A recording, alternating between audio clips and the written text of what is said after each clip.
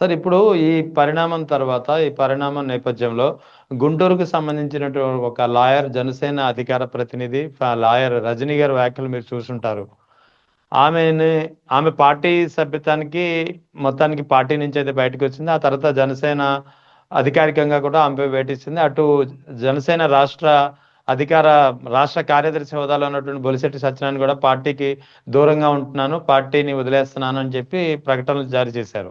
So overall గా అసలు జనసేనలో కీలకమైనటువంటి నేతలు who are the with party formation day నుంచి ఉన్న వాళ్ళంతా ఒక్కొక్కరిగా బయటకు వచ్చేస్తున్నారు.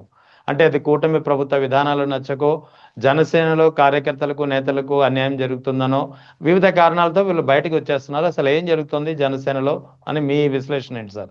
జనసేన కాంటెక్స్ట్ కి వస్తే చాలా ఉమ్, క్లారిటీగా ఉన్నాయి డెవలప్మెంట్స్. నా పర్సనల్ గా తెలిసిన వాళ్ళు, నాతో సంబంధం ఉన్న సత్సంబంధాలు కలిగి ఉన్నటువంటి వాళ్ళు అనేక మంది ఈ కాప్ కమ్యూనిటీలో ఉన్నటువంటి నాయకులు మాట్లాడుతూ ఉంటారు. ఉమ్, ఉమ్, వారైతే ఒక భయంకరమైనటువంటి నిరుత్సాహంలో ఉన్నారు. మేము ఓకే.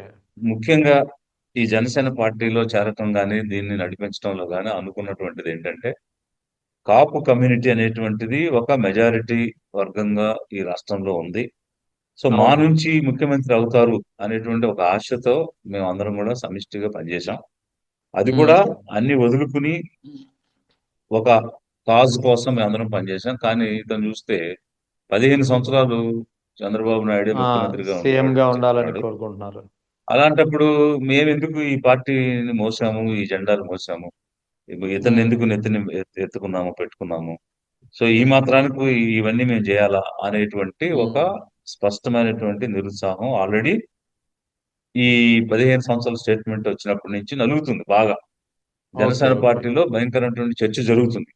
అంటే రైట్. ఇప్పుడు ఒక పార్టీ అంతర్గత వ్యవహారాల గురించి ఇంకొక పార్టీ మాట్లాడటం అనేది సమంజసం కాదు. కానీ అదేలేండి. అవును. పబ్లిక్ పాయింట్ ఆఫ్ వ్యూలో ఉన్నటువంటి అంశం నేను ఏం చెప్తున్నానంటే, దేర్ ఉమ్, ఈస్ అంటే చాలా ఎక్కువ డిస్సాటిస్ఫాక్షన్ అయితే పార్టీలో కనిపిస్తుంది. చాలా పార్టీని వీడి వెళ్ళిపోయి ఇతర పార్టీల్లో ఈ రకమైనటువంటి మేము అనుకున్నటువంటి ఆలోచన విధానంలో లక్ష్యాన్ని చేరుకునే అవకాశం ఉన్న చోట పని చేసుకుంటే బెటర్ ఉమ్, కదా అనేటువంటి థాట్ ఉమ్, పరిస్థితి నడుస్తుంది. ఇది ఒక వైపు.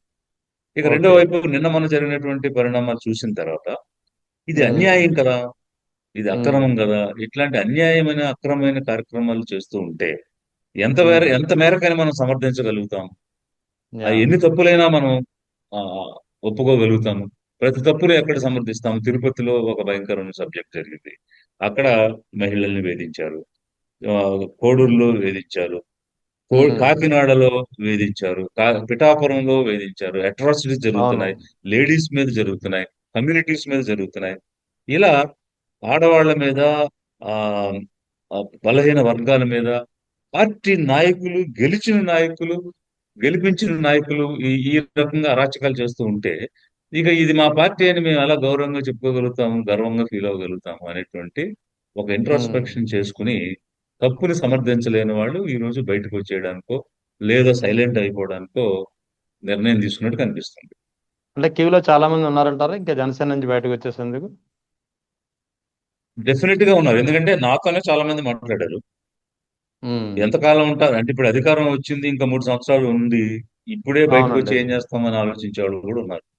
ఇప్పుడు ఉమ్, మనం జనరల్ గా అధికార పార్టీలో ఉన్న వాళ్ళు బయటకు వెళ్ళిపోతే రెండు రకాలుగా ఇబ్బందులు ఉంటాయి కదా. అవును, అవును. ఆ ఆలోచనతోటి చాలా మంది వెయిట్ చేస్తున్నారు, మంచి ఆపర్చునిటీ చూస్తున్నారు అనేటువంటిది నాకు అనిపిస్తుంది. సార్ ఇప్పుడు ఈ విషయం చెప్పండి.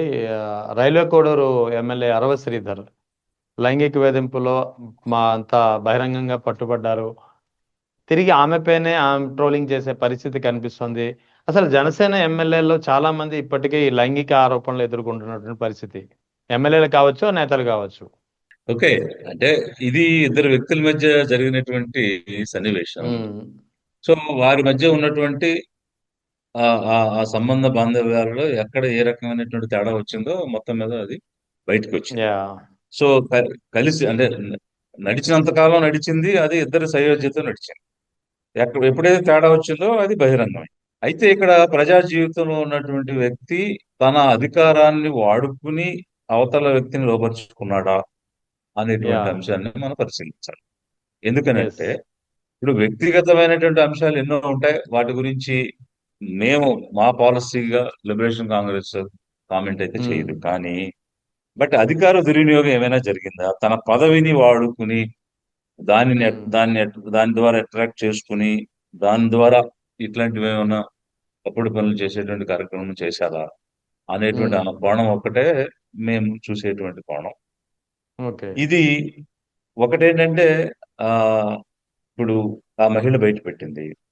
ఉమ్, మరి ఒకరిని వెనకేసుకురావడం, ఒకరినేమో ట్రోల్ చేయటం, ఇలా సేవ్ చేయడానికి ప్రయత్నం చేయటం, ఇంకొకరినేమో ఇబ్బంది పెట్టడానికి ప్రయత్నం చేయటం. ఇది కాదు జరగాల్సింది. నిజ ఉమ్. నిర్ధారణ జరగాలి. ఏం జరిగింది ఏంటి అనేటువంటిది ఒక సమగ్రమైనటువంటి విచారణ చేయాలి. చేసిన తర్వాత దాని యొక్క అవుట్‌కమ్‌ని బట్టి పర్యవసానాలు అనేటువంటివి ఉంటాయి. Right sir. ఇప్పుడు ఓవరాల్ లాస్ట్ ప్రశ్న. మొత్తం ఓవరాల్గా జరుగుతున్నటువంటి రాష్ట్రంలో జరుగుతున్నటువంటి వివిధ పరిణామాల నేపథ్యంలో అవి శాంతి భద్రతలకు సంబంధించిన ఇష్యూ కావచ్చు, ఇతరత్ర ప్రభుత్వ పాలసీలకు సంబంధించిన ఇష్యూస్ కావచ్చు. Liberation Party, Liberation Congress Party అధినేతగా మీరు ఇచ్చే సూచన ఏంటి? అసలు మీరేమనుకుంటున్నారు ఓవరాల్గా ఫైనల్? ఇది ఆంధ్రప్రదేశ్ రాష్ట్రమేనా అనే అనుమానం కలిగే విధంగా ఈరోజు పాలన సాగుతుందండి. యా. ఒకప్పుడు సస్యశ్యామలంగా, ఎంతో సుభిక్షంగా, సామరస్యంగా, శాంతి భద్రతలకు ఉమ్, నిలయంగా పేరుగాంచినటువంటి రాష్ట్రం ఈరోజు ఇది బీహారా, ఉత్తరప్రదేశా, ఏ ఏ ఏ రాష్ట్రం ఇది అనేటువంటి ఒక డౌట్ కలిగే ఉమ్, పరిస్థితి జనానికి వచ్చింది. ఈ ఈ ఓకే. రకమైనటువంటి పాలన జరుగుతుంటే ప్రజలు కూడా ఏం చూడాలి? మనకు ఇచ్చిన హామీలేంటి? వాళ్ళు చేస్తున్న పనులేంటి? ఉమ్, రాబోయే వేసవికాలం వస్తుంది. మంచినీటి ఎద్దడి రావచ్చు. అందుకు సంబంధించిన ఉమ్, చర్యలేమైనా తీసుకుంటున్నారా? ప్రజా సమస్యల గురించి మాట్లాడుతున్నారా? ప్రజల ప్రజల క్షేమం గురించి, అభివృద్ధి గురించి ఏమైనా మాట్లాడుతున్నారా అంటే, అవన్నీ పక్కకు పెట్టేసి, ఒకరిని ఒకరు ఉమ్, తిట్టుకోవడం, ఒకరి మీద ఒకరు దాడి చేసుకోవడం, అదే రాష్ట్ర సమస్య అయినట్టు, అదే జాతి సమస్య యా. అయినట్టు బిహేవ్ చేయడం. ఉమ్, దాని వైపు ఈ మీడియా వాడుకున్నటువంటి మీడియా బాకా కొడుతూ, వాటినే ప్రధాన అంశాలుగా, వాటినే ఎడిటోరియల్స్ లోను, బ్యానర్ ఐటమ్స్ లోను రాసి, రాష్ట్ర ఉమ్, ప్రజలందరినీ తప్పుదోవ పట్టించే విధంగా, దారి మళ్లించే విధంగా చేయటం అనేటువంటిది ఏ రూపంలోనూ ఉమ్, ఇది ప్రజాస్వామ్య పాలన కాదు. ప్రజలు గమనిస్తూ ఉన్నారు. ఇలాంటి ఇప్పుడు ఏ తప్పులు జరిగిందని గత ప్రభుత్వాన్ని దించేశారో, అంతకు యా. మించి రెట్టింపు తప్పులు ఈ ప్రభుత్వం చేస్తుంటే, వీళ్ళు పోయే కాలం ఉమ్, దాపురించిందనేటువంటిది చెప్పకుండానే చెప్పాల్సిన పరిస్థితి వస్తుంది.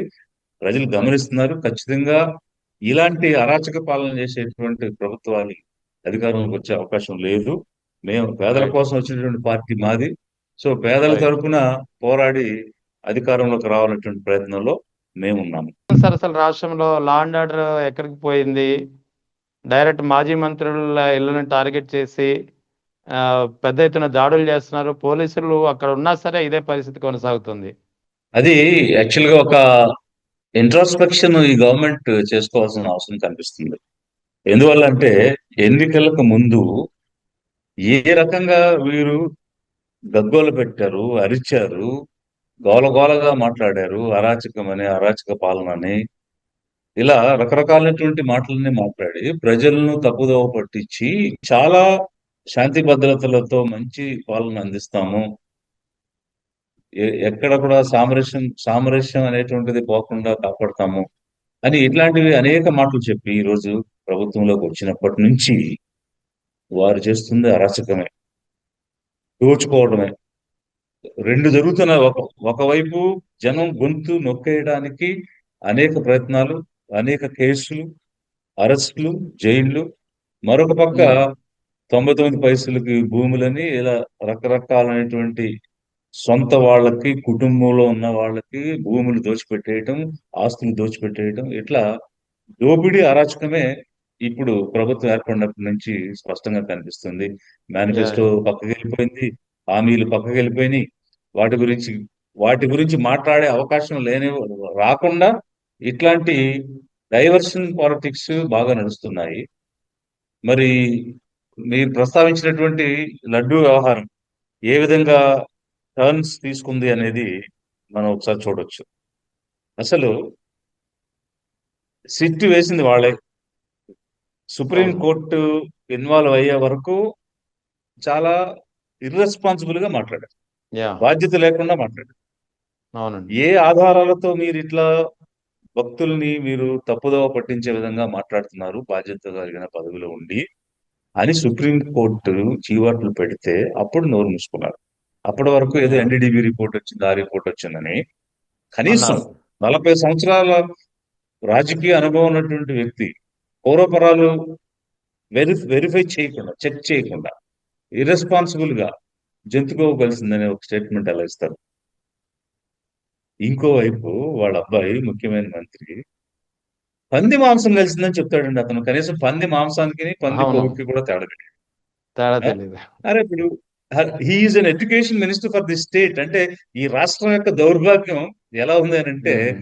పంది మాంసానికి పంది కొవ్వుకి, ఆవు మాంసానికి ఆవు కొవ్వుకి, చేప మాంసానికి చేప నూనెకు తేడా తెలియని వాళ్ళు విద్యాశాఖ మంత్రులుగా ఈ రాష్ట్రాన్ని వెళ్తూ ఉన్నారు. యా సో ఈ ఇది ఒకవైపు. రెండవది, ఉమ్. వాళ్ళ అభియోగం మీదే సిట్ వచ్చింది, సిబిఐ వచ్చింది. పోనీ వీళ్ళు లోకల్ ఆఫీసర్స్ కూడా కలిసి ఎంక్వైరీ చేశారు. చేసిన తర్వాత స్పష్టంగా జంతు కొవ్వు లేదు అన్న విషయాన్ని అయితే క్లారిటీ ఇచ్చేశారు. Yeah exactly. వేరే ఏదో కెమికల్స్ కొన్నది ఆ కంపెనీ, ఆ బోరే బాబా అండ్ కంపెనీ సంబడి కొన్నటువంటిది ఇచ్చారు. కలిసింది ఈ హార్పిక్ లాంటి యాసిడ్ స్లరీస్ అవి కలిసినాయి అని కాదు చెప్పింది వాళ్ళు. ఆ కంపెనీ కొన్నది అని చెప్పారు. ఈ ఈ పరిస్థితిలో ఇట్లా మాట్లాడటం అనేటువంటిది చాలా ఆశ్చర్యకరంగా ఉంది. ఇప్పుడు ఈ విషయాన్ని ప్రశ్నించినందుకు మాజీ మంత్రులు జోగి రమేష్, అంబటి రాంబాబు వీళ్లపై దాడి చేయడమే కాకుండా ఏకంగా పెట్రోల్ బాంబ్స్ వేసి నిప్పంటించినటువంటి పరిస్థితి. ఆ ప్రమాదంలో ఎవరికైనా ఏమైనా అయ్యి ఉంటే ఏంటి సార్ పరిస్థితి? ఆ, అది ఇనీషియల్ రిమార్క్స్ లో నేను అన్నది అదే. అరాచకాన్ని ఆపుతామని చెప్పి అరాచకాన్ని రెట్లు, 10 రెట్లు, 20 రెట్లు, 100 రెట్లు పెంచే కార్యక్రమమే జరుగుతుంది. ఇక్కడ జరిగింది ఏంటంటే వాళ్ళకి ముఖం చెల్లడం లేదు. యా నేను ఒక వారం క్రితం కూడా ఈ రిపోర్ట్ వచ్చినప్పుడు కూడా చాలా స్పష్టంగా చెప్పింది ఏంటంటే, అన్అపాలజెటిక్ సనాతని గాని, చీఫ్ ఉమ్. మినిస్టర్ గాని, మీరు ఉమ్. అపాలజీ చెప్పాలి, అవును. క్షమాపణలు చెప్పాలి. బాధ్యత విస్మరించి మేము మాట్లాడాము. ఏదో ఆ రోజున్న సమాచారాన్ని ఆధారం చేసుకుని మాట్లాడాము. బట్ లేదని ఈ రోజు అవును. తెలిసింది కాబట్టి మీ మనోభావాలు దెబ్బతీసే విధంగా మా మాటలుంటే మమ్మల్ని క్షమించండి అని నిజాయితీ, ధైర్యం కలిగిన వాళ్ళు అంటే చెప్పాలి. అది చెప్పాలని అవునండి. మేము లిబరేషన్ కాంగ్రెస్ నుంచి కూడా డిమాండ్ చేశాం. అవును. మీరు ఇప్పుడైతే మీరు డిమాండ్ చేశారు కరెక్టే. ఫస్ట్ మేమే డిమాండ్ చేసాం. అక్కడి నుంచి అది అవును. వైరల్ గా అందరూ ప్రధాన ప్రతిపక్షం ఎత్తుకుంది. ఇక దాంతో బాగా పబ్లిక్ లోకి వెళ్ళిపోయింది. మాకు ముఖం చెల్లడం లేదు, మేము తప్పు చేశాం అనేది జనం భావిస్తున్నారు. సో దీన్ని ఎలా ఉమ్. బయటపడాలని ఇప్పుడు వాళ్ళు ఏం ప్రయత్నం చేస్తున్నారంటే, దానిలో మైక్రో లెవెల్లో చెక్ చేస్తే తెలుస్తుంది, ఉమ్. మైక్రోస్కోప్ లో ఉమ్. చూస్తే తెలుస్తుంది, జంతు కొవ్వు ఉమ్. ఉంది అని వాదించడానికి ప్రయత్నం చేస్తున్నారు. జంతు కొవ్వు లేదని సిబిఐ రిపోర్ట్ వచ్చింది అన్న తర్వాత ఉంది అని ఉమ్. వాదించడానికి, మేము చెప్పింది నిజమే అని వాదించడానికి ప్రయత్నం చేస్తున్నారు. కానీ ఒక పక్క గాడ్, దేవుడిని పూజించే భక్తులు, వాళ్ళ వాళ్ళ ఆలోచన మనోభావాలు వీటిని పక్కకు తోసేశారు. ఇక మేము యా అన్నది నిజమా కాదా, మాది నిజమని ప్రూవ్ చేసుకోవాలి, మా మీడియాలో రాయించుకోవాలి. సడన్ గా అవును. సిబిఐ రిపోర్ట్ వచ్చాక ఈనాడు ఏం రాస్తుందండి? జంతుకోవు లేదని వచ్చేసింది, మీరు తప్పులు మాట్లాడారు క్షమించండి అని మనం డిమాండ్ చేయడం స్టార్ట్ చేశాం. ఎప్పుడైతే లేదని డిమాండ్ గట్టిగా చేసామో ఆ ఉమ్. నెక్స్ట్ ఈనాడు ఏమని రాస్తారంటే, ఆ సిబిఐ చెక్ చేసిన ల్యాబొరేటరీలో ఈ ఉమ్. ఫ్యాక్ట్ చెక్ చేయడానికి యానిమల్ ఫ్యాక్ట్ చెక్ చేసే ల్యాబొరేటరీ ఎక్విప్మెంట్ లేదని రాస్తారు. ఉమ్. సి అంటే జనాల్ని తప్పుదోవ పట్టించడానికి వాళ్ళు ఎట్లా మోసపూరితంగా, కుట్రపూరితంగా రాతలు రాస్తారనడానికి ఈనాడులో ఇదొక వచ్చినటువంటి అంశాలు క్లియర్ ఎగ్జాంపుల్. ఎగ్జాంపుల్. అంటే ఏదో రకంగా వాళ్ళ వాదన నిజమని చెప్పుకోవడానికి ఒక ప్రయత్నం. అలా అవును. రాసి ఇప్పుడు CBI, central bureau of investigation, Indian agency, వాళ్ళకి ఉమ్. వచ్చిన అభియోగమే అది. ఇప్పుడు వీళ్ళు అంతే కదా పెట్టిన సార్. అభియోగమే జంతుతో కలిసింది. సో అవును. ఆ జంతుతో కలిసి అభియోగంతోటే కదా దర్యాప్తు స్టార్ట్ అయింది. దర్యాప్తు స్టార్ట్ అవడానికి బేసిక్ యా ప్రిమైసే అది. ఎగ్జాక్ట్లీ. అవును. ఆ బేసిక్ ప్రిమైస్ లో లేదని వారు చెప్తుంటే, వాళ్ళు టెస్ట్ ఉమ్. చేసినప్పుడు వాడిన పరికరాలు ల్యాబొరేటరీలో ఈ యానిమల్ ఫ్యాక్ట్ టెస్టింగ్ చేసేది లేదు అని ఈనాడు పేపర్ రాస్తుంది. ఎంతకంటే అంటే హాస్యాస్పదం సిబిఐ ఇంకొకటే. సిబిఐని మించిన ఇన్వెస్టిగేషన్ ఏజెన్సీ అనమాట ఇది. ఆ, ఎంతకంటే హాస్యాస్పదము, తప్పుదోవ పట్టించే మార్గం వాళ్ళ సొంత యా. మీడియా చేసే పని. ఎంత అంటే ఉమ్. వాళ్ళని వాళ్ళు ఎక్స్పోజ్ చేసుకుంటున్నారు, బయట పెట్టుకుంటున్నారు, ఎగ్జాక్ట్లీ. ఇంకా ఇంకా వాదించి more and um. More they are exposing their mistakes. Exactly. వాళ్ళు చేసిన తప్పుల్ని మరింత బట్టబయలు చేసుకుంటున్నారు. అవునండి. సో ఇక. ఇప్పుడు మంత్రి, ఎక్స్ మినిస్టర్ ఉమ్. అంటే ఫర్ ఆఫ్ ది మూమెంట్ లో exactly. Spur of the moment లో నేను గబుక్కునే నోరు జారాను అని ఉండకూడదు అని చెప్పేశాడు. సో అవునండి. When he realizes mistake, what is the point? Um. దాన్నే దాన్నే పదే పదే అనడం ఏంటండి? ఇప్పుడు స్పర్ ఆఫ్ ది అవును. మూమెంట్ లో అన్నాను, హీట్ లో అన్నానని చెప్తున్నాడు, అవును. వెనక్కి తీసుకుంటున్నానని చెప్తున్నాడు. So that means what? He himself has realized what yeah, wrong he has himself committed. Admitted and he conveyed his sorry కూడా. Apologies. So apologies also. Yes. ఇప్పుడు పర్సనల్ రియలైజేషన్, పశ్చాత్తాపానికి మించిన పనిష్మెంట్ ఏముంటదండి? వెన్ హీ హిమ్సెల్ఫ్ ఈజ్ ఏమ ఒప్పుకుంటుంటే, దాన్ని అవునండి. Accept correct. చేస్తుంటే, దాన్ని పట్టుకుని వేలాడటం అనేది చాలా హాస్యాస్పదమైన అంశం. ఈవెన్ ఇప్పుడు దో మరి అతను even though whether he conveyed his apologies or not, convey చేసిన అపాలజీ కన్వే చేసినా సరే అది చట్టపరంగా పోలీసులు న్యాయం చూసుకోవాల్సినటువంటి పోలీసులకు సంబంధించినటువంటి పాత్ర. కానీ ఇక్కడ టీడీపీ ఉమ్, మనుషులు వాళ్ళు చట్టాన్ని చేతిలో చేసుకుని ఇళ్లపై దాడి చేయడం, పెట్రోల్ బాంబులు విసరడం, ఇది ఎక్కడికి పోతుందో అర్థం కావట్లేదు. అది పైగా వాళ్ళు దాడి చేసేటప్పుడు వాళ్ళు మాట్లాడిన భాష, వేసినటువంటి కేకలు చాలా అసహ్యంగా ఉన్నాయి. ఎస్. భయంకరమైనటువంటి దుర్భాషలు, బూతులు వాడారు. ఈ కల్చర్ అనేది ఎవరు చేసిన తప్పే. అవునండి. గతంలో తెలుగుదేశం పార్టీ కార్యాలయం మీదకి వెళ్ళారు, దుమ్మి చేశారు, కొట్టారు అనేటువంటిది తప్పే. అంతకుముందు ఒక ఉమ్. మినిస్టర్ ఇంటి మీదకి వెళ్ళి ఆ నిప్పంటించారు అమలాపురం అనేది తప్పే. ఇప్పుడు ఉమ్. చేసింది తప్పే. ఎప్పుడు చేసినా, ఏ పార్టీ చేసినా అదైతే తప్పే. ఉమ్. ప్రజాస్వామ్యంలో చెల్లుబాటు కాదు. We are in a. Democracy, not in autocracy. So peoples యొక్క రైట్స్ కి మనం రెస్పెక్ట్ అవునండి. ఇవ్వాలి. ప్రతి వ్యక్తికి ఉన్న హక్కుని మనం భంగం కలిగించకూడదు. Law and order yeah. మన చేతిలో తీసుకోకూడదు. There is an institution, there is a setup. మరి అలా చేస్తే, ఒకవేళ నిష్పక్షపాతమైన ప్రభుత్వం అయితే ఇతని మీద చర్య తీసుకోవాలి కదా. అదే పదం అవునండి. వాడి అతని మీదకి దాడి చేయడానికి వెళ్ళిన వాళ్ళు కూడా కళ్ళ ముందు కనిపిస్తున్నారు. ఆ వీడియోలు కూడా అవును. వైరల్ అవుతున్నాయి. A S. Booth exactly. పదం అయితే ఇతను వాడాడని అతన్ని జైల్లో పెట్టారో, అవే బూత్ పదాలు వాడి అతని మీద దాడి చేసిన వాళ్ళు కూడా ఉన్నారు కదా. సో వాళ్ళ ఉమ్. మీద కూడా సరే చర్య తీసుకుంటే ఈ ప్రభుత్వం గొప్పది, ఈక్వల్ గా అందరినీ సమానంగా చూస్తుంది సమదృష్టితో అని చెప్పడానికి అవకాశం ఉండేది. బట్ దే అంటే ఇక్కడ ఫెయిల్డ్. కాపుల్ని టార్గెట్ చేస్తున్నారని అనుకోవచ్చా? ముఖ్యంగా కాపు నేతల్ని కానీ, కాపు సామాజిక వర్గాన్ని కానీ, ఈ కూటమి ప్రభుత్వం. యా, అది కూడా ఒక డౌట్ కలుగుతుంది. ఇప్పుడు యా. ఒక పర్ అంటే ఒక టార్గెటెడ్ గా కమ్యూనిటీ వైజ్ వెళ్తున్నారా అనే అనుమానాలు అయితే ఈ ఇన్సిడెంట్ తర్వాత చాలా మందిలో ఉమ్. వచ్చినాయి, ప్రజల్లో కూడా వచ్చినాయి. ఉమ్. సో వారు కూడా ఒక అసెస్మెంట్ అండ్ ఇంట్రాస్పెక్షన్ చేసుకోవాల్సిన అవసరం ఉంది. యా. ఇప్పుడు మనం ఎవరితో కలిసి వెళ్తే అధికారం పంచుకోవచ్చు ఉమ్. అనేటువంటిది కూడా కాపు అవును. కమ్యూనిటీ ఆలోచించాల్సిన అవసరం ఉందని నేను భావిస్తున్నాను.